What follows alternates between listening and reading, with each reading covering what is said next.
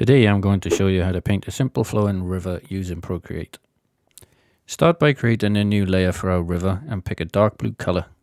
Using a soft brush from the airbrush set, draw a big S shape, making sure it joins to a point up the top and is very wide down the bottom. Using the same colour, fill it in. On your background layer, paint a darker colour of the grass around the edges of the river. This is to make sure the river seems like it is lower than the grass and grounded. Now create another layer and using the same brush with a grey colour blocking some rocks. They need to go on the sides and in the river for some interest. It is really up to you where they go and there's no really wrong place. Go to your layer panel next and on the rock layer choose alpha lock for the next step.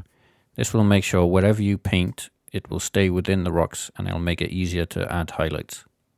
Using a slightly lighter grey, marking the highlights of the rocks depending on where you want the light to come from.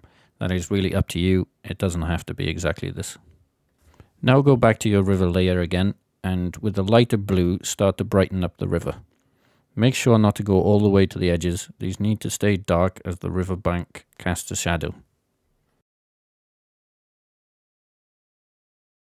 Repeat this process a few times, making the blue lighter until you get to white. It is important to leave gaps each time you do this so certain parts of the river look darker.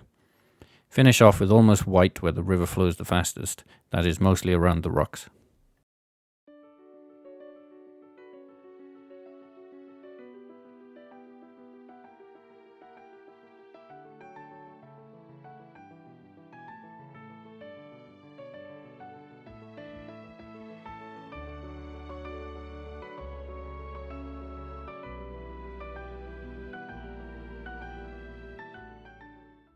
Now that you have all the river highlighted, you want to change to the smudge tool, using horizontal strokes to blend the river.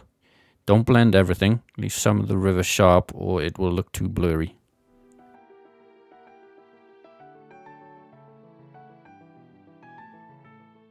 Once you finish blending the river, create a new layer which sits above the rocks. This will be for water details. Using almost white or white if you like, put little highlights around the river and the rocks. That is the river pretty much finished, so it's up to you how you finish off the painting. I've added some elements to give you an idea of what you can do. If you found this video useful, please give it a like, it helps a lot.